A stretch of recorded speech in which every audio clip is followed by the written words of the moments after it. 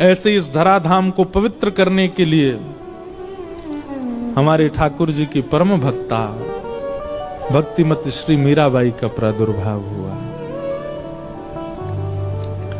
माधवी गोपी, जिस गोपी ने अपना मुख छुपाया ठाकुर जी से अपनी मां के कहने पर, बहुत ध्यान से सुनिएगा, जिस गोपी ने अपना मुख छुपाया मां के कहने पर ठाकुर जी से, जब उसने ठाकुर जी को देखा तब उसके मन में आया कि अरे मां, विश्व की मां तो बालकों का कल्याण करने वाला पथ दिखाती है, पर आपने मुझे कैसा मार्ग बताया? जिस संसार से मुख छुपाना चाहिए था उसको तो दिखाने की आज्ञा दी, और जिनको दिखाना चाहिए था उनसे छुपाने की कह दी। अब तो दिन प्रति बस कृष्ण, मन कृष्ण तन कृष्ण ही हमारो धन, बस कृष्ण देखें कैसे भी। कल थोड़ी कथा में कह चुका था पहले, समय आया इंद्र पूजा बंद करके सब ब्रजवासी गोवर्धन पूजा करने के लिए गए, और 84 कोस के जितने ब्रजवासी हैं सब इकट्ठे भये। और वहीं इंद्र ने जब कोप करके वर्षा की, 7 बरस के ठाकुर जी ने 7 कोस लंबे चौड़े गिरिराज पर्वत को अपनी बाम हस्त की कन्नी उंगली पर धारण किया। और जैसे ही ठाकुर जी ने गिरिराज जी धारण किए, दूर दूर खड़े हुए लाखों ब्रजवासी सब गिरिराज जी के समीप आ गए, सब भीतर आके खड़े हो गए। सब में आपस में चर्चा चल रही। अब गिरिराज जी 7 कोस लंबे हैं और दूर दूर वाले ने तो ठाकुर जी दिखे ही नहीं रहे हैं। सब बस ये कह रहे हैं, नंद के लाला ने गिरिराज जी उठा लिए, नंद के लाला ने पर्वत उठा लियो, नंद के लाला ने पहाड़ उठा लियो। यही चर्चा जब माधवी के कान में पड़ी तब माधवी बोली, शायद अब तो सबके बीच में ठाकुर जी अब तो दिख ही जाएंगे, क्योंकि जब जब श्याम सुंदर को देखने माधवी जाती, नेत्रों में जल आ जाता, धुंधलापन आ जाता, ठाकुर जी दिखते नहीं, क्योंकि शाप दे दिया ठाकुर जी ने। और ये शाप नहीं है, ये शाप नहीं है, ये विरह है।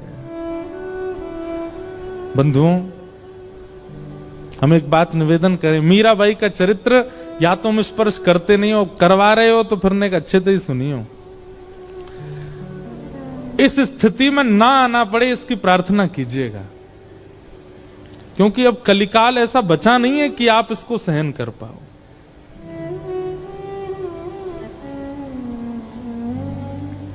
ठाकुर जी दिखते नहीं है मीरा को, माधवी को, लेकिन आज सोचने लगी सबके बीच में ठाकुर जी खड़े, यहां तो मैं छुपके देख ही लूं उनको, शायद दिख जाएं। और अनेक प्रयास करके दूर से जैसे तैसे भीड़ छांटती भई मीरा, माधवी, मीरा उनका कलयुग का नाम, माधवी द्वापर का नाम। माधवी जैसे ही पहुंची,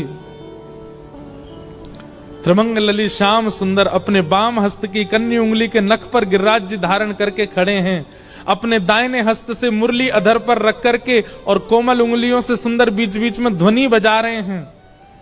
नंददास जी उसका वर्णन करते हैं, कान्हा कुंवर के कर पल्लव पर मानो गोवर्धन नृत्य करे, ज्यों ज्यों तान उठत मुरली में त्यों त्यों लालन अधर धरे। मेघ मृदंग मृदंग बजा, मेघ मृदंगी मृदंग बजा में, मेघा को जल यों जो झरे।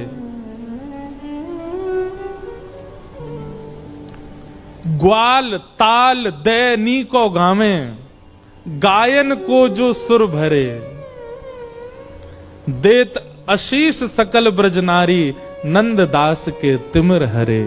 कान्हा कुंवर के, ठाकुर जी पता कि महाराज जी, अगर ये नंददास जी को पद देखो, इस पद के अनुसार, बहुत ध्यान से सुनना, हमारे श्री गिरधर लाल जी ऐसे खड़े, ऐसे नहीं, ऐसे,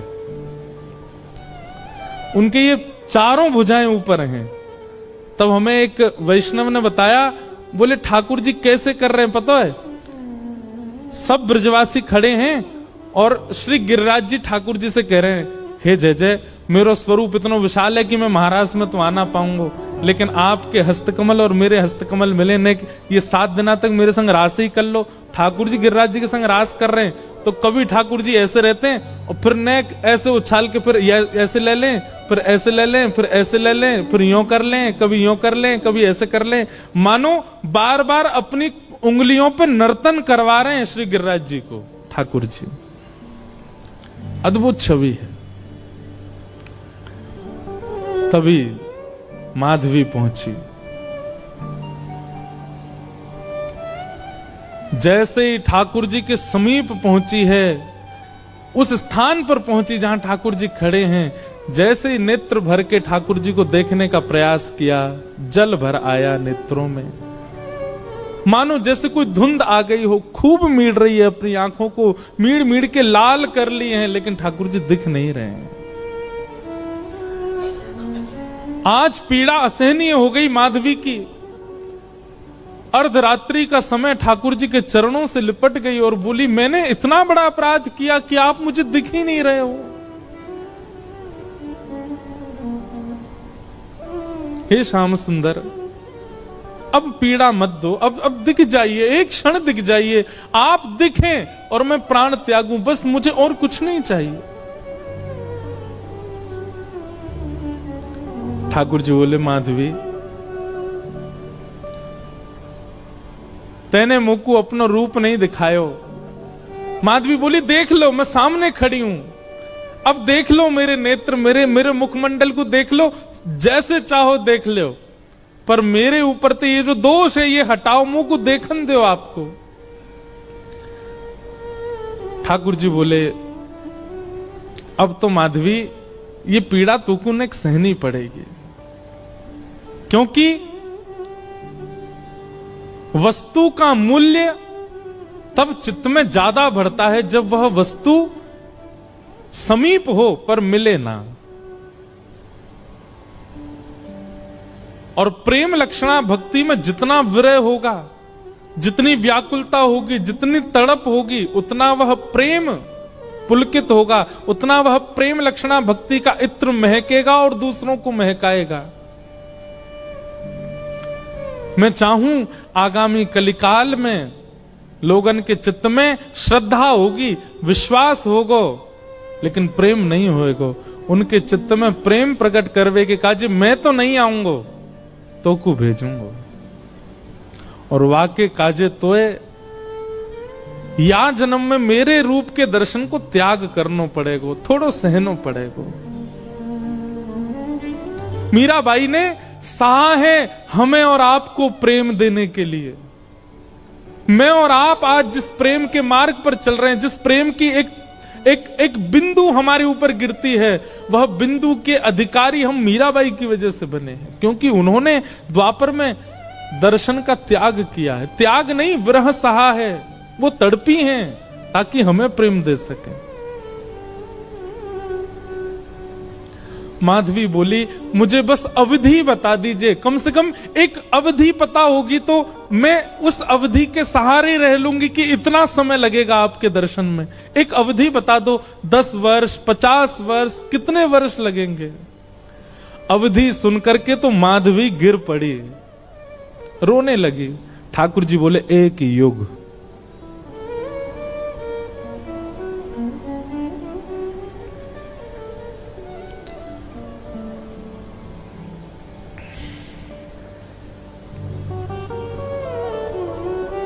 हम क्या विरह सहते हैं जीवन में, किस लिए रोते हैं ठाकुर जी के आगे? क्या विरह दिया कहां उन्होंने हमें, जो माधवी को दिया? एक युग का विरह।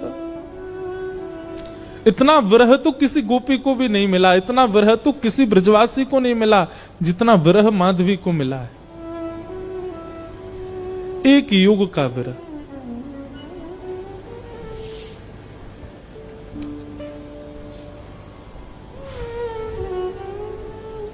लेकिन क्या करे, प्रतीक्षा के अलावा और कुछ नहीं है जीवन में। चरणों में रोती हुई माधवी जाने लगी। और एक वैष्णव का स्वरूप नहीं है आत्म दाह करना, चाहे तो त्याग दे शरीर, लेकिन नहीं। अब कृष्ण ने कहा है कि प्रतीक्षा करो तो करनी है। वो प्रतीक्षा के ही शब्द हैं जो मीराबाई लिखती हैं, जो शब्द हमारे हृदय को विदीर्ण करके भीतर प्रवेश कर जाते हैं। वो शब्द किसी 2, 4, 10 वर्ष की प्रेमिका के नहीं है, एक युग की प्रतीक्षा करने वाली प्रेमिका के शब्द हैं।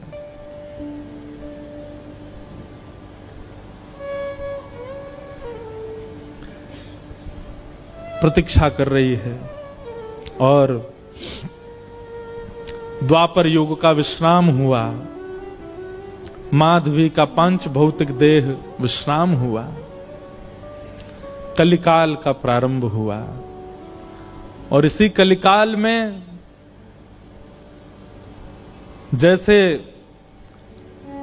गंगा प्रकट होने से पूर्व कहती है कि मुझे धारण करने लायक है कोई पृथ्वी में, तब हिमालय ने अपनी गोद पसारी। ऐसे ही ऐसी प्रेम लक्षणा, ऐसी प्रेम की पराकाष्ठा स्वरूपा वो माधवी, उनको धारण करने वाला कोई वंश है। तब मेड़ता का राव दूदाजी का परिवार सौभाग्यवंत हुआ और शरद पूर्णिमा के दिन भक्तिमती मीराबाई का प्रादुर्भाव हुआ। वही माधवी कलयुग में मीरा बन करके प्रकट हुई। मीराबाई का वास्तविक नाम मीरा नहीं है, मिहिरा नाम है। जैसे नरसिंह मेहता जी का वास्तविक नाम नृसिंहराम मेहता, ऐसे ही मीराबाई का मूल नाम मिहिरा है। जन्म हुआ राव दूदाजी के कुलीन परिवार में। बाल्यकाल से ही मीराबाई का स्वरूप स्वभाव अन्य बालकों से बिल्कुल भिन्न है। बहुत शांत प्रशांत स्वभाव की हैं। एक चंचल बालक की तरह ऐसी चंचलता, चपलता, चतुरता नहीं है उनके चित्त में। बहुत सरल, छोटी सी बात पर रीझ जाने वाली, मान जाने वाली, प्रसन्न हो जाने वाली मीरा है। राव दूदाजी के घर में मीरा का जन्म होने का कारण यह है, ध्यान से सुनिएगा। एक वैष्णव बालक यदि आपके घर में जन्मेगा, कोई बालक आपका भविष्य में चलकर के वैष्णव होगा, उसके पीछे कारण क्या होगा? राव दूदाजी एक दिन भी बिना हरि चर्चा के व्यतीत नहीं करते। मेड़ता में एक बार को कोई राजा आ जाए, उसके स्वागत सम्मान में कोई कमी हो सकती है, लेकिन मेड़ता में कोई महापुरुष संत आ जाएं, उनके स्वागत के लिए स्वयं राव दूदाजी जाते हैं। और नित्य प्रतिदिन नवीन संतों का आगमन होता है, अयोध्या से, ब्रजधाम से, द्वारिका से। एक बात कहें बंधुओं, अपने घर के द्वार सबके लिए बंद रखो, पर भगवत भजनानंदी वैष्णवों के लिए कभी नहीं। सदा ऐसा प्रयास करो कि आपके यहां कोई ना कोई आता ही रहे। अगर एक सप्ताह तक कोई ना आवे तो आपके चित्त में चिंता होनी चाहिए कि कोई आया क्यों नहीं। किसी को फोन करके जबरदस्ती टिकट करके बुलाओ, आ जाओ, हमारे घर पर रहो।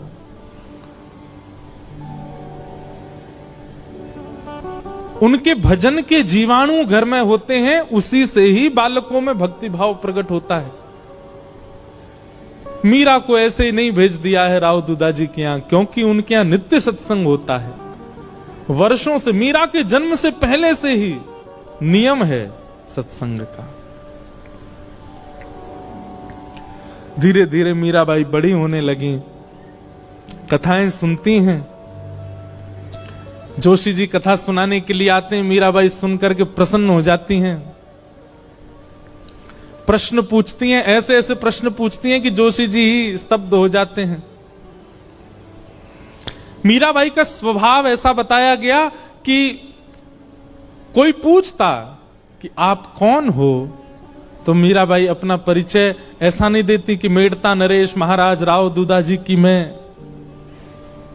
पौत्री हूं, बल्कि अपना परिचय ऐसे देती हैं, परम गौभक्त संत सेवी परम सत्संगी श्री ठाकुर जी राधा माधव की नित्य लीला नित्य सेवा में प्रवीण श्री राव दूधा जी की मैं पौत्री हूं।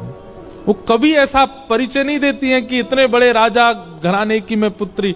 ये गुण भागवत में लिखा है कि परम भागवत कभी भी अपने उच्च कुल, अपनी जात, अपनी आदि आदि के प्रभाव में नहीं रहता। मीराबाई ऐसी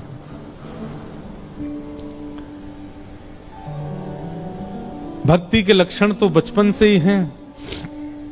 बस कोई बीज में जल देने वाला मिल जाए जिससे उसको राह मिले वृक्ष बनने की। एक दिन ढोल नगाड़े ताशे बज रहे थे। मीरा दौड़ी दौड़ी अपनी मां के पास गई। मां, ये क्या हो रहा है? कौन सा उत्सव मन रहा है? तो मां ने कहा, मीरा, ये बारात जा रही है, एक लाली का ब्याह हो रहा है, उसका पति जा रहा है अपने परिवार के साथ नाचता गाता हुआ, ब्याह करके उसको अपने घर ले जाएगा। मीरा कहती है, ऐसे दुल्हा सबके लिए आते हैं? बोले हां, सब कन्या का ब्याह होता, सबके दुल्हा आते हैं। अच्छा, तो मां मेरा भी ब्याह होगा? हां, तेरा भी ब्याह होगा।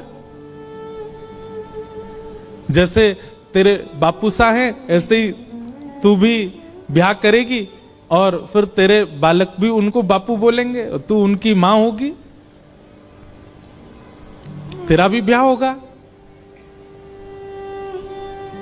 मीरा सोच में है और कहती है, मेरे बींद कौन होंगे फिर?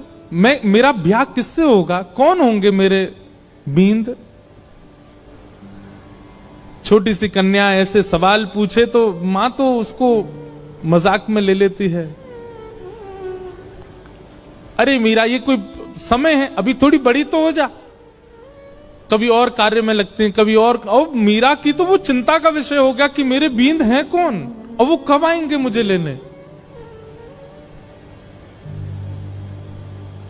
बार बार बस यही पूछती है, मेरा किससे ब्याह होगा, मेरा किससे ब्याह होगा, मेरे बींद कौन है।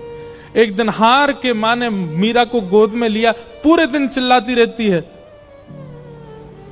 ये तेरे बैठे कमरे में मुरली हाथ में लिए त्रिभंग लली, ये जो स्वरूप है, ये गिरधर, यही है तेरे बींद।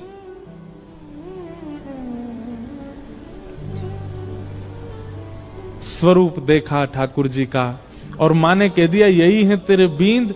तो मीरा के चित्त में ऐसा विश्वास प्रगाढ़ हो गया कि यही है मेरे बींद और कोई नहीं। अब तो मीरा की स्थिति ऐसी हो गई, वो कक्ष में जब जाती है तो ठाकुर जी की ओर भी बहुत झुकी हुई नजरों से देखती है। ज्यादा मतलब व्यवहार ऐसा करने लगी कि मानो सच में ही ये उसके बींद हैं।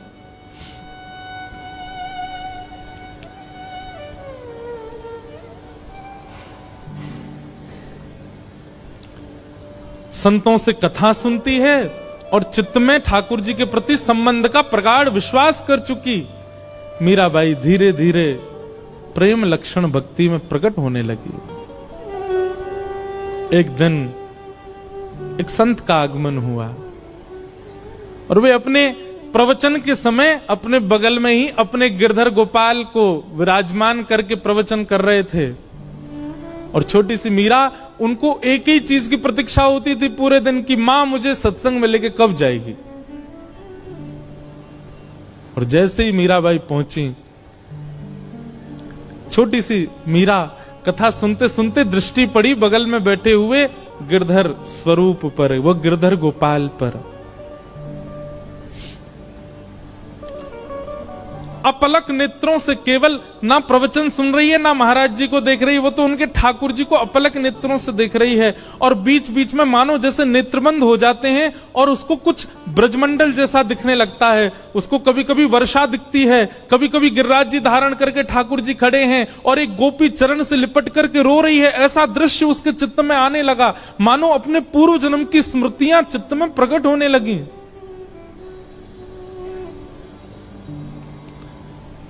ठाकुर जी ने माधवी से कहा था, एक संत के माध्यम से मैं तेरे पास आऊंगा और मेरी खूब सेवा करना। माधवी को थोड़ी थोड़ी स्मृति आ गई, मीरा को, और जैसी स्मृति पूर्ण हुई, कथा विश्राम हुई, नेत्र लाल हैं, अश्रु गिर रहे हैं नेत्रों से, और अपनी मां को पकड़ के कहती है, मां ये कौन है? मां कहती है, ये महात्मा है, कथा सुना रहे हैं, साधु जी हैं। नहीं, ये नहीं, इनके बगल में जो बैठे हैं वो कौन है? ये तो इनके ठाकुर जी हैं। हाँ, तो मेरे बींद ना, आपने कहा था ना मेरे बींद, वही है ना ये? हंस गई मां, अरे मीरा, हाँ वही हैं। तो मेरे बींद आ तो गए मां, अब मेरा ब्याह करा दो। अरे अभी तेरी उम्र नहीं है मीरा, तो मैं बड़ी हो जाऊं तब करा देना, पर तब तक मेरे बींद को घर में ही रख लो, मैं इनको पास में रख लूं अपने। बालपन की वो बातें सबको नहीं भाती हैं। प्रणाम करने के लिए मंच पर जब गई, मीरा के नेत्र सजल। महाराज जी ने पूछ लिया, अरे बिटिया क्यों रोती है? मीरा कहती है, ये मेरे हैं, ये आपके साथ आए हैं, इन्होंने मुझे वचन दिया था ये एक साधु के साथ आएंगे, ये मेरे हैं, आप इनको मुझे दे दीजिए।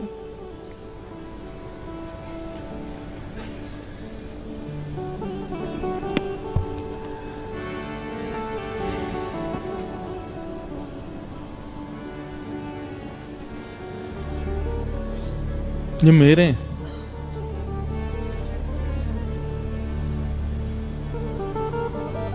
कोई अपने ठाकुर कैसे दे सकता है किसी को? और वो भी पूजा के ठाकुर जी हो तो दिए भी जाएं, लेकिन जिनसे स्नेह प्रेम के लाड़ के ठाकुर जी, वो किसको कैसे मिल जाएंगे? पहले तो छोटी बालिका समझ करके महात्मा हंस गए, लेकिन जब कहने लगी ये तो मेरे हैं, जिद करने लगी, तो महात्मा भी प्रेमी थे, व्याकुल हो गए, अपने ठाकुर जी को हृदय से लगा के तुरंत चले गए वहां से। मीराबाई कहने लगी, संत बुरे नहीं है, माता पिता बुरे नहीं है, आप ही मेरे पास आना नहीं चाहते हो। अरे और कितनी प्रतीक्षा कराओगे? मैं कब से प्रतीक्षा करती हूं, अब आ तो गए हो एक महात्मा के द्वारा, अब आ क्यों नहीं जाते मेरे पास? मां डांटती है, पिताजी डांटते हैं, सब घर के लोग समझाते हैं, पर मीरा की एक अलग जिद है। एकांत में बैठी रहती है, ना खाती है, ना पीती है, ना खेलती है, बस चिंतन करती है और रोती रहती है।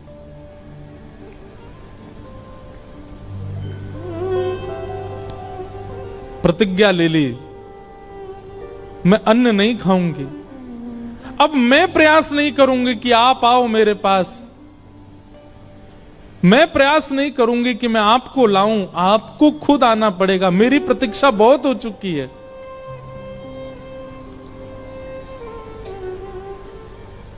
वहां महात्मा ठाकुर जी की सेवा शयन करा करके जैसे शयन में गए, ठाकुर जी उनके स्वप्न में आ गए और स्वप्न में आकर के बोले, बाबा आपने मेरी खूब सेवा करी, खूब मेरे 56 भोग लगाए, खूब मुझको लाड़ प्यार कियो, खूब मुझको डुलायो, इतनो भाव से मेरी सेवा करी बाबा, पर अब आपकी सेवा पूरी है गई। जो बालिका आज कथा में आई, मैंने वाकू वचन दियो है कि मैं आपके माध्यम से आऊंगा, आप उनको जाए के मुंह को दे दो। अब जब ठाकुर जी ही स्वयं आज्ञा कर दें तो फिर कोई कैसे मना करे। रात्रि अर्धरात्रि का समय महात्मा उठे, अपने ठाकुर जी को हृदय से लगा के खूब रोए, जय जय मेरी सेवा में कोई कमी रह गई? नहीं नहीं कोई कमी नहीं बाबा, मैं तो बहुत प्रसन्न हूं, पर अब कछु दिना आप एकांत में भजन करो, फिर मेरी प्राप्ति हो जाएगी। अब आप तो चले जाओगे, फिर मेरी सेवा कौन करेगा? या हमारे सेवा विस्तार के लिए वह कन्या को मोह दे दो। और अर्धरात्रि का समय, नन्ही सी मीरा अनशन व्रत पर मानो बैठी हो और महात्मा पहुंच गए। ले मीरा है गिरधर तेरा, ले मीरा है गिरधर तेरा। अपने ठाकुर जी को लेकर के गए। सेवा बड़े भावत करियो, सेवा बड़े भावत करियो, रखियो नने नानेरा हो, रखियो ने नानेरा। बेटी ले मीरा है गिरधर तेरा, ले मीरा ले गिरधर तेरा। मीरा के चित्त में पीड़ा भी हो रही है और वो नाच भी रही है। नाच इसलिए रही है कि आज मानो जैसे वर्षों और युगों का विरह समाप्त होगा, पर पीड़ा इस बात की है कि मैं एक वैष्णव की सेवा ले रही हूं। उन महात्मा के नेत्रों के आंसू मीरा को बहुत, ये एक वैष्णव का स्वरूप हो जाता है। वो स्वयं पीड़ा में रहना मंजूर रखता है, पर अन्य किसी वैष्णव की पीड़ा देख नहीं पाता।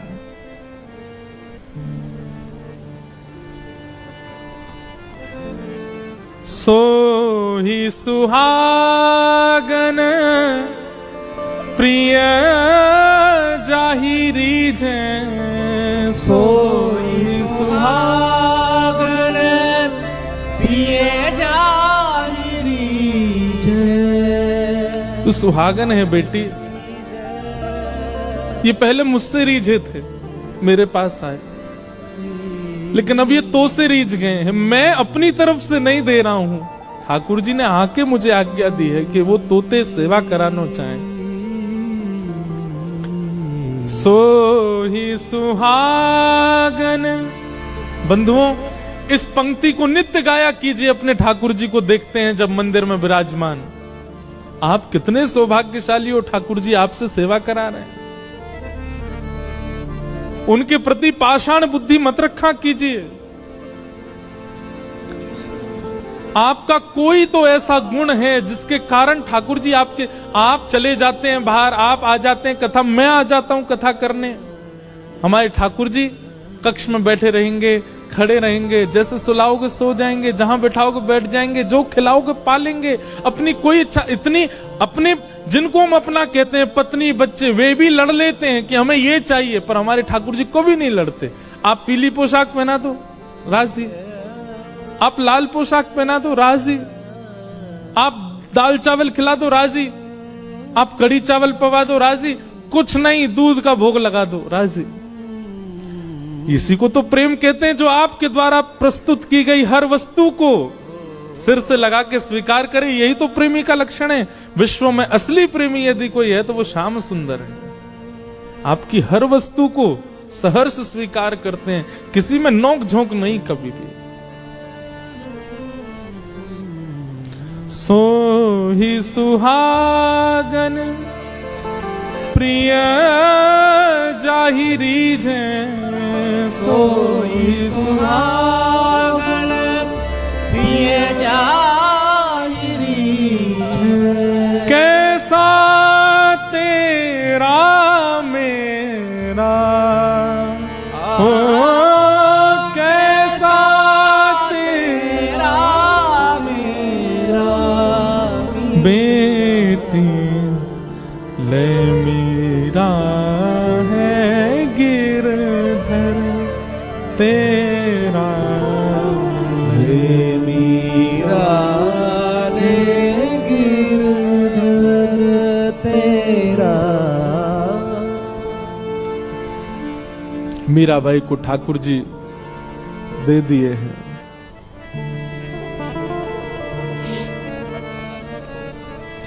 चले गए महात्मा। ये ठाकुर जी का नियम है बंधुओं, एक को संयोग देते हैं तो जिसको संयोग दे रहे हैं मानो किसी को वियोग देके आए, और जिसको संयोग दिया है वो तैयार रहे, एक दिन वियोग मिलेगा।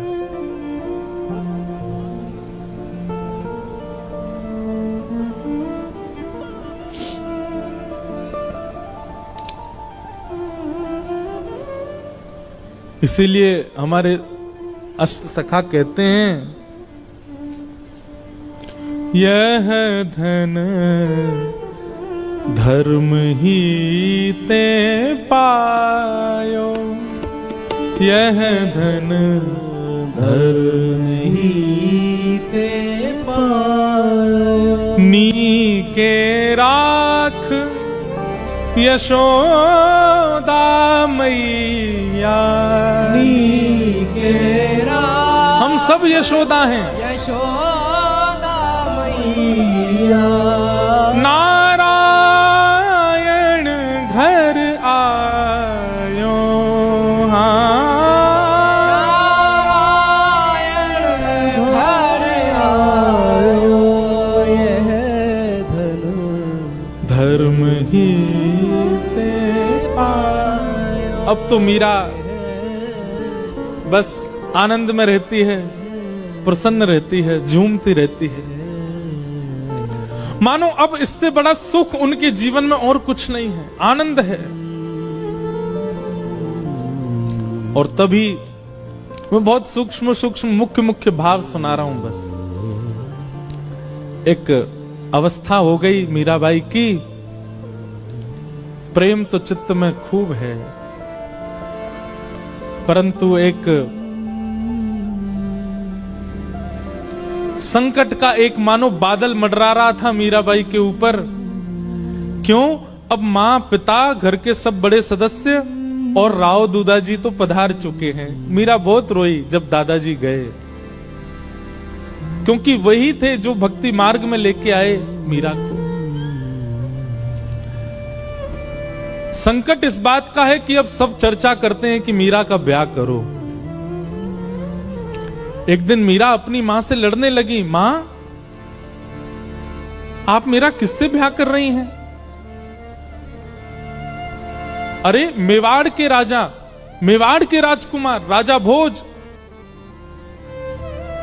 तुम जानती हो उनका पराक्रम, तुम जानती हो उनका बल, तुम जानती हो उनका ऐश्वर्य।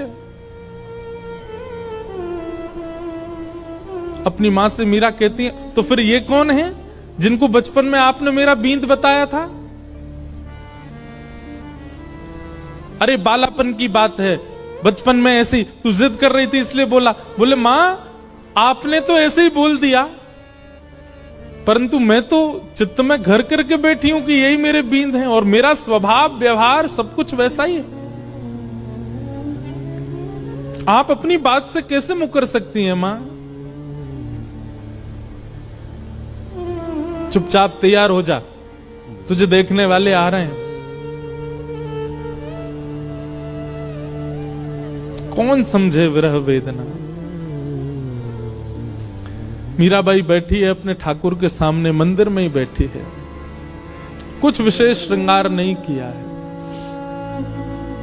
तभी भोजराज और पूरा परिवार सब आए।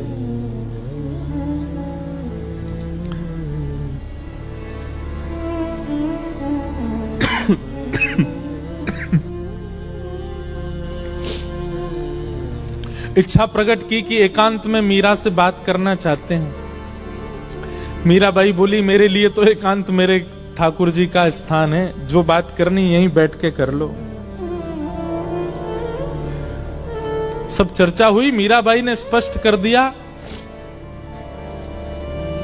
एक पत्नी जो धर्म का निर्वहन करती है, अगर वो अपेक्षा आप मुझसे रखते हैं और मुझसे ब्याह करना चाहते हैं, तो मैं पहले ही आपको स्पष्ट कर दूं कि मैं उन सब धर्म के निर्वहन में बिल्कुल अपूर्ण हूं, मैं नहीं कर पाऊंगी। आप अपने परिवार में सबसे कह दीजिए मैं उस योग्य हूं नहीं, वो तो मेरे परिवार वाले चाहते हैं इसलिए मैं आपसे चर्चा कर रही हूं। नहीं तो एक स्त्री का जो धर्म होता है पति के प्रति, ससुराल के प्रति, उन सबको, मैं तो अपने घर के प्रति कोई धर्म नहीं निभा पाती एक पुत्री का।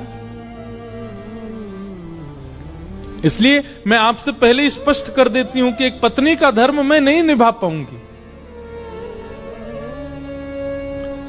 भोजराज का उत्तर सुनने लायक है। बंधुओं,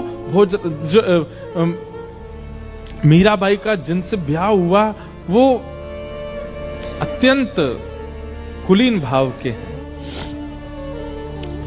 उन्होंने कहा मुझे मंजूर है, मैं भी नहीं आपसे अपेक्षा रखता हूं कि आप पत्नी धर्म का निर्वहन मुझसे करें। आपकी सुबह से अभी तक की गतिविधियां देख करके, आपके विचार भाव और आपके हृदय की स्थिति देख करके मैं जान चुका हूं कि आप सामान्य धर्म में नहीं हैं। परंतु अब मेरी इच्छा और ज्यादा आपसे विवाह करने की इसलिए है कि मैं आपसे पत्नी धर्म का निर्वहन नहीं करवाना चाहता। मैं चाहता हूं हमारी मेवाड़ की भूमि में राजा तो बहुत आते हैं, मेवाड़ की भूमि में बड़े बड़े महापुरुष आते हैं, बड़े बड़े योद्धा आते हैं, पर मेवाड़ की भूमि पर अभी तक किसी भक्त के चरण नहीं पड़े। यदि आप मुझसे विवाह करें और हमारी मेवाड़ की भूमि को अपने चरणों से और श्री गिरधरलाल जी के स्थापन से पवित्र कर दें तो ये हमारे लिए बड़े सौभाग्य की बात होगी। मैं इस चर्चा को गुप्त रखूंगा, किसी के सन्मुख नहीं कहूंगा। ये मेरी और आपकी चर्चा है, सबको बताने के लिए विवाह का एक अभिनय होगा, परंतु मैं चाहता हूं कि आपके चरण हमारी मेवाड़ को पवित्र करें। बाकी जैसी आपकी इच्छा होगी, मेरी उसमें कोई अतिशयोक्ति नहीं होगी। और ऐसा कहकर के भोजराज चले गए। मीराबाई ने कोई उत्तर नहीं दिया। लेकिन प्राचीन भारत में कहां पूछा जाता है, सबने पक्का कर दिया ब्याह।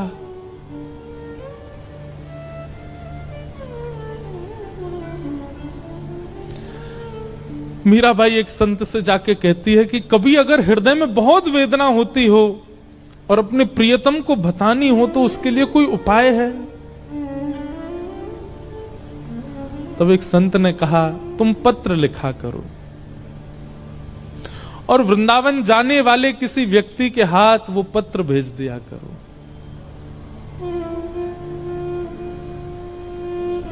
बहुत प्यारा पद है मीराबाई का।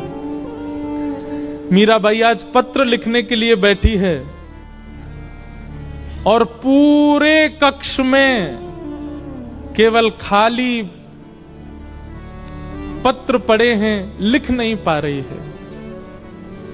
बार बार एक एक पन्ना फाड़ती है, फिर कुछ लिखती है और लिख करके फिर उसको फेंक देती, फिर दोबारा लिखती है, फिर फेंक देती, फिर लिखती है। किसी ने आकर के कहा मीरा ये क्या करती है तू, इतने पत्र पड़े, ये सब क्या है?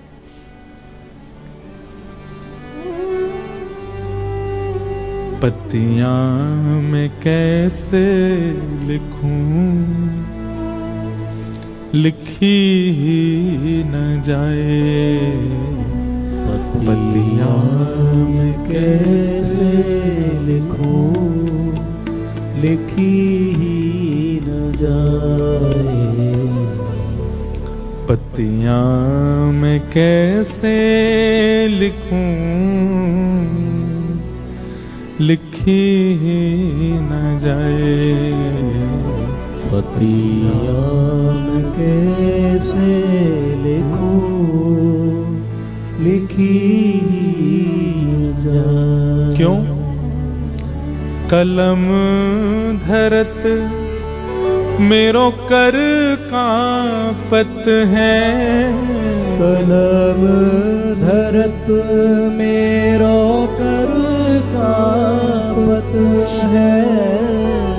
कलम धरत मेरो कर कांपत है। कलम धरत मेरो कर कांपत है। मीराबाई कहती है मैं लिखने के लिए बैठती हूं, पहले तो शब्द याद नहीं आते और जैसे तैसे अपनी स्थिति। बंधुओं, एक बात याद रखिएगा, विरह की स्थिति शब्द बयां नहीं कर सकते।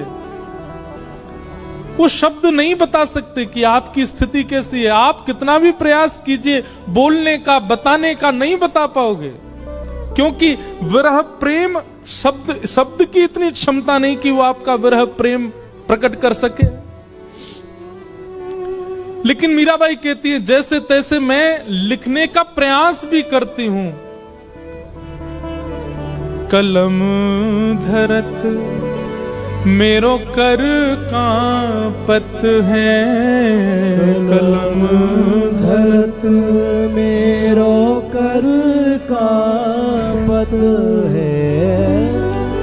नैन रहे हैं झराए, हो नैन रहे झराए। और जैसे तैसे लिख भी देती हूं तो इतने नेत्रों से अश्रु गिरते हैं कि जो लिखा सब बह जाता है। पत्तियां मैं कैसे लिखूं, लिखी ही न जाए। पत्तियां मैं कैसे लिखूं, लिखी न जाए। पत्तियां मैं कैसे लिखूं, लिखी ही न जाए। पत्तियां मैं कैसे लिखूं, लिखी न जाए।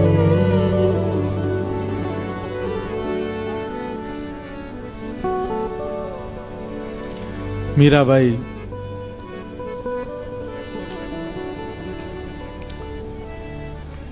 बस स्मरण करती हैं, वृंदावन की दिशा की ओर देखती रहती हैं।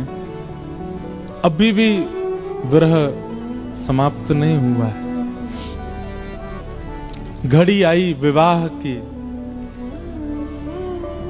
पूरा मेड़ता सजा है, परंतु होने वाली दुल्हन, उसके मुख पर बिल्कुल प्रसन्नता नहीं है। मीराबाई ठाकुर जी के सामने बैठकर के केवल इतनी प्रार्थना करती है, मैं देह और आत्मा को अलग मानती हूं। मैं जानती हूं देह की क्रिया आप स्वीकार नहीं करते। देह भले ही कोई और वर्ण करके ले जाए, कम से कम आत्मा आपकी है, ये स्वीकार करके मुझे कैसे भी बता दीजिए कि आपने मुझे स्वीकार कर लिया। मुझे और कुछ नहीं चाहिए। अन्य से देह का विवाह हो, उससे पहले पहले आत्मा का आपसे विवाह हो जाए। हे ठाकुर जी, मैं और कुछ नहीं मांगती आपसे।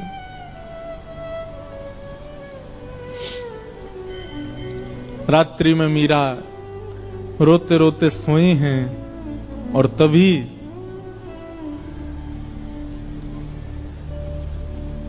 स्वप्न में श्री ठाकुर जी पधारे और मीराबाई के साथ स्वप्न में ही विवाह संपन्न हो गया। ठाकुर जी ने विवाह किया। प्रातः काल का समय, पूरे घर में शादी की तैयारियां चल रही हैं। मां दौड़ी दौड़ी मीराबाई के कक्ष में गई, अभी तक मीरा उठी नहीं है। जैसे ही भवन में प्रवेश करके भीतर देखा, एक नवीन शादी का जोड़ा पहने हैं, हाथों में मेहंदी रची हुई है, मांग में सिंदूर भरा है, गले में सुंदर ऐसा अद्भुत मंगलसूत्र पहन रखा है, यहां तक केवल चूड़ियों से अलंकृत हाथ हैं। अद्भुत श्रृंगार और प्रसन्न मुद्रा में मीरा सोई है। मीराबाई के विवाह के लिए जो पोशाक मंगाई गई है वो तो दूर रखी है, ये एक नवीन पोशाक, और ऐसी पोशाक की मेड़ताओं ने भी कभी नहीं देखी होगी। मां ने तुरंत मीराबाई को उठाया, उठा करके पूछा, मीरा जल्दी उठ, ये सब क्या करके बैठी है? तेरे मांग में सिंदूर, गले में मंगलसूत्र, हाथ रचे हुए, ये इतने सुंदर तूने जोड़ा, ये क्या करके आई है? कहां से लेके आई है सब?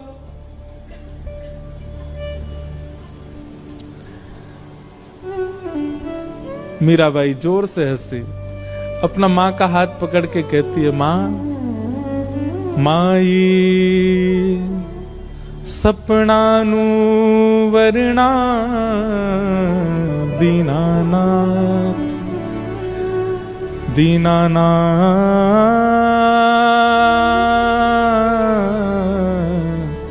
दीनानाथ। माई कल मेरा ब्याह हो गया।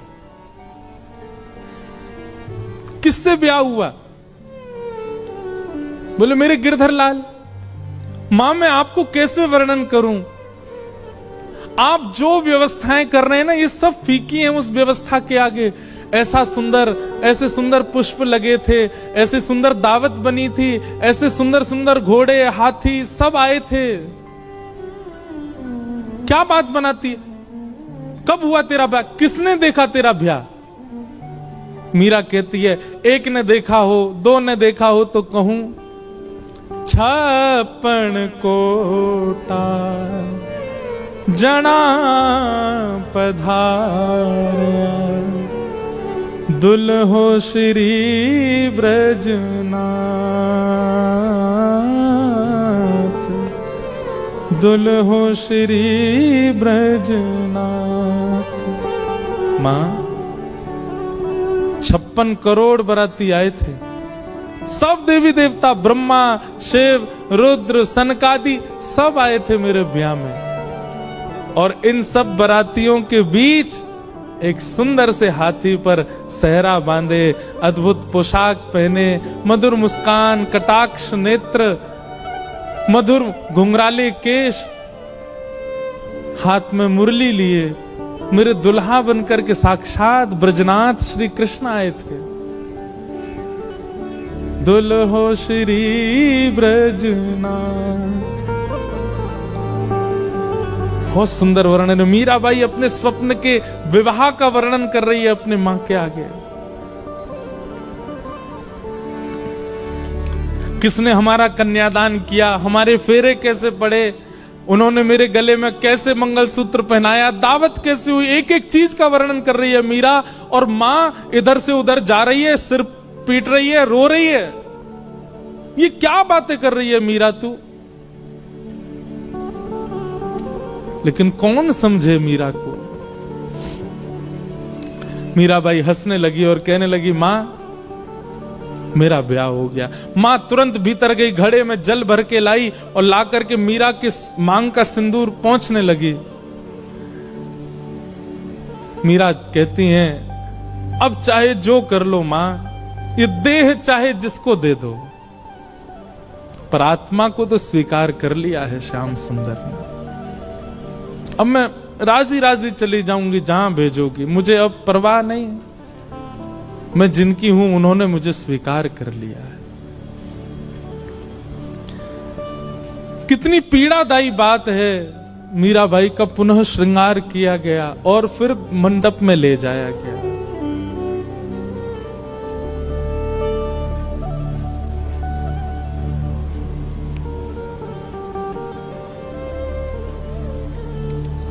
रो तो रही हैं, लेकिन किसको समझाएं, कोई समझ नहीं रहा है।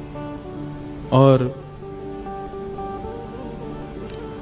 फिर विवाह हुआ। और विवाह के बाद जब मेवाड़ को जाने लगी मीराबाई, अपनी मां से जाकर के केवल कहा, मां ने कहा तेरे लिए मैंने ये दे दिया, इतने बक्से दिए हैं, इतने सोने चांदी हीरे जवाहरात आदि आदि सब भेज रही हूं, बिल्कुल परेशान मत रही हो। मीराबाई कहती हैं, सब रख लो, बस मेरे गिरधर लाल दे दो, उनको लेके चली जाऊंगी, मुझे इन सब की आवश्यकता नहीं। एक अश्रु बिंद नहीं है मीरा के नेत्रों में विदाई के समय। अपने ठाकुर जी को गोद में ले रही है, सब देख रहे हैं मीरा को, रो रहे हैं, पर मीरा केवल अपने ठाकुर जी को निहार रही हैं, नेत्र नीचे करके। गाड़ी, बैलगाड़ी, घोड़ा गाड़ी, हाथी गाड़ी सब धीरे धीरे चलते जा रहे हैं और मीरा ना प्रसन्न है ना उदास है, बस एक समत्व है मुखमंडल पर, निकल गई मेवाड़।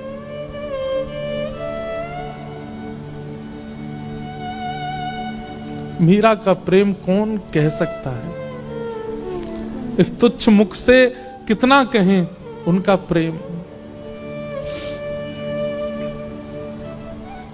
केवल त्याग है पूरे जीवन में और कुछ नहीं। आ गई, विवाह हो गया। विवाह के बाद उनके पति अनुकूल थे, उनकी पूजा में कभी विक्षेप नहीं होने देते थे। लेकिन ठाकुर जी की पता नहीं कैसी लीला है कि जो अनुकूल होता है भक्ति में उसको दूर कर देते हैं। और एक दिन आगरा के युद्ध में पूरे परिवार में केवल मीरा का संग देने वाले उनके पति,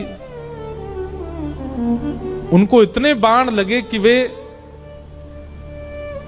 मरणासन अवस्था में आ गए। मरणासन अवस्था में जब लाया गया, वैद्य ने लेप करके उनको जब कक्ष में लिटाया, मीरा दूर खड़ी खड़ी देख रही है और एक मित्र के भांति दोनों चर्चा करते हैं। लेकिन भोजराज मीरा के प्रति गुरु का भाव रखते हैं। भोजराज कहते हैं, मैंने आपका स्पर्श कन्यादान के समय किया था, आपके हस्त कमल का, परंतु अब मुझे लगता है मेरा अंत समीप है, उससे पूर्व में एक बार आपका स्पर्श करना चाहता हूं। मीराबाई कुछ नहीं बोली। तो भोजराज कहते हैं, मैं एक बार केवल आपके श्री चरणों का स्पर्श करना चाहता हूं।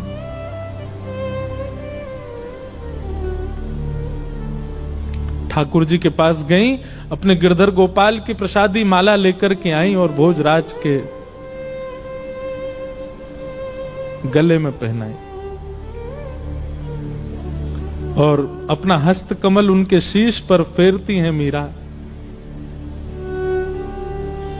ऐसा कहते हैं, मैंने पढ़ा है कि वैसे तो मीरा श्रृंगार करती नहीं थी, पर जिस दिन भोजराज जी की ये स्थिति थी, उस दिन कोई उत्सव मीराबाई ने किया था और उस दिन 16 श्रृंगार किए थे मीराबाई ने। और उस श्रृंगार के रूप में मीराबाई को देखते देखते देखते मानो जैसे उनके पति को साक्षात युगल ही एक रूप में हो, ऐसा दिखने लगा। और उनके पति अपने प्राण त्याग देते हैं।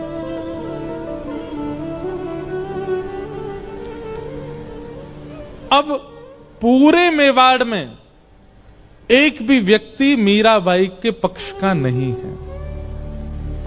ऐसा सुनने में आता, उनके ससुर जी भी पक्ष में थे, वे भी चले गए और कोई पक्ष का नहीं है, सब विपक्षी हैं।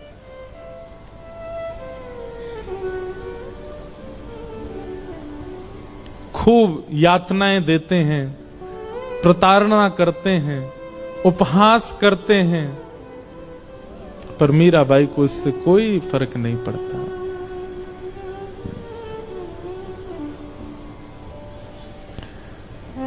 एक बार जब वैद्य को विष बना करके देना पड़ा और मीराबाई चरणामृत समझ के पी गई, कुछ हुआ नहीं, तब उसी वैद्य को 2 बूंद पिला दी गई राणा के द्वारा, मर गया वो वैद्य। तब मीराबाई के चित्त को क्षोभ हुआ कि मुझ तक पीड़ा रहे मैं सह लूं, पर मेरे अलावा किसी और को मिले ये मैं सहन नहीं कर सकती। गोस्वामी तुलसीदास जी को पत्र लिख करके मीराबाई ने अब पूछा क्या करूं। तब गोस्वामी जी ने आज्ञा की कि अब ऐसों का त्याग करो जो हरि विमुख है। और मीराबाई मेवाड़ से अभी वृंदावन नहीं गई, मेड़ता गई, और फिर मेड़ता से वृंदावन मीराबाई बहुत विलंब से गए, क्योंकि वृंदावन उनके रोम रोम में बसता है, वृंदावन उनके हृदय में बसता है, वृंदावन उनके चित्त में बसता है। आगे लीला में मीराबाई वृंदावन गई और फिर वृंदावन में कैसे उनको निकुंज का, रास का दर्शन हुआ, वो सब लीला हम सुनेंगे। आइए मीराबाई के इस सुंदर भाव को यहीं विश्राम देते हैं और फिर आगे का प्रसंग हम सुनेंगे।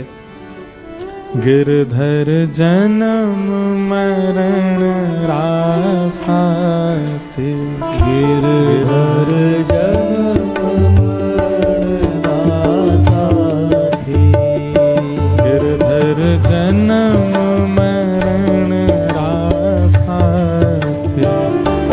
मीराबाई जन्म मरण रासाते, हो आए नाए बिस्तरू में दिन राती, हो आए नाए बिस्तरू में दिन राती, हो आए नाए बिस्तरू में दिन राती, हो आए नाए बिस्तरू में दिन राती, गिरधर जन्म मरण रासाते, गिरधर जन्म मरण रासाते, गिरधर जन्म मरण रासाते, गिरधर जन्म मरण रासाते,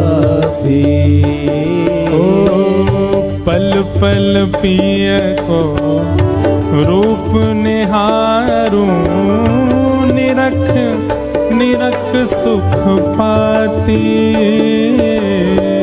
पल पल पिए को रूप निहारो, निरख निरख सुख पाती, पल पल पिय को रूप निहारूं, निरख निरख सुख पाती, पल पल पिए को रूप निहारो, निरख निरख सुख पाती, ऊंचे चढ़ चढ़ पंथ निहारूं, ऊंचे चढ़ चढ़ पंथ निहारो, ऊंचे चढ़ चढ़ पंथ निहारूं, ऊंचे चढ़ चढ़ पंथ निहारो, रोए रोए अखियां प्यासी, गिरधर जन्म मरण रासाते, गिरधर जन्म मरण रासाते, गिरधर जन्म मरण रासाते, गिरधर जन्म मरण रासाते। मीराबाई कहते हैं, ओ इनके बिन मोहे सलना परत है, जानत मेरी छाती, इनके बिन मोहे सलना परत है, जानत मेरी छाती, इनके बिन मोहे सलना परत है, जानत मेरी छाती, इनके बिन मोहे सलना परत है, जानत मेरी छाती, दोए कर जोड़ा रज करूं छूं, दोए कर जोड़ा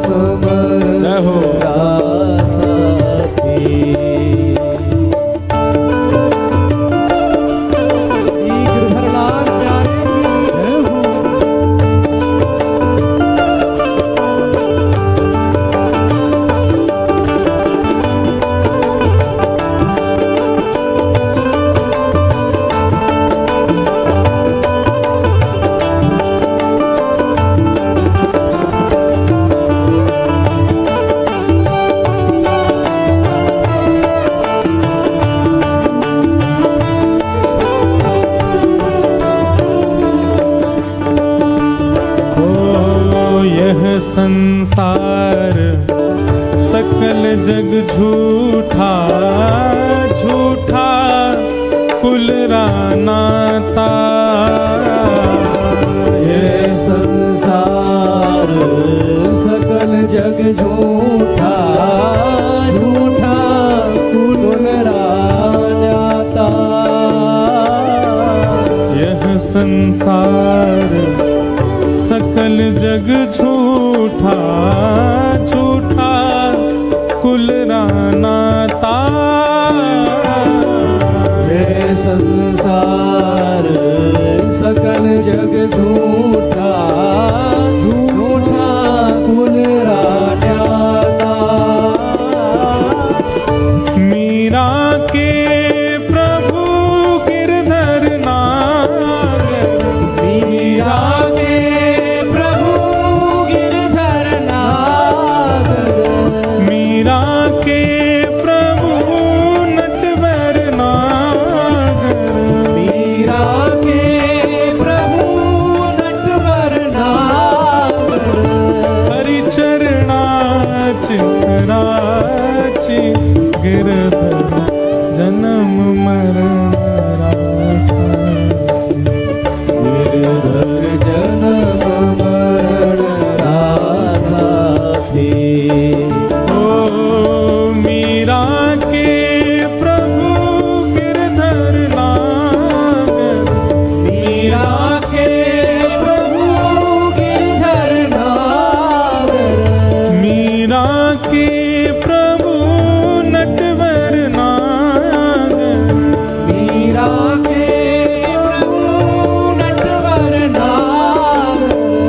हरिचरणा चितराची गिरधर जन्म मरण रासा।